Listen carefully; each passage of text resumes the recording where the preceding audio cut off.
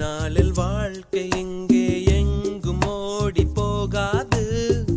மறுநாளும் வந்து விட்டால் துன்பம் தேயும் தொடராது. எத்தனை கோடி கண்ணீர் மண் மீது விழுந்திருக்கும். அத்தனை கண்ட பின்னும் பூமி இங்கு பூ பூக்கும்.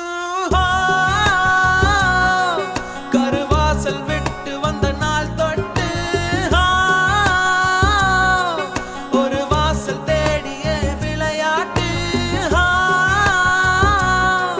கண் திறந்து பார்த்தால் பல கூத்து.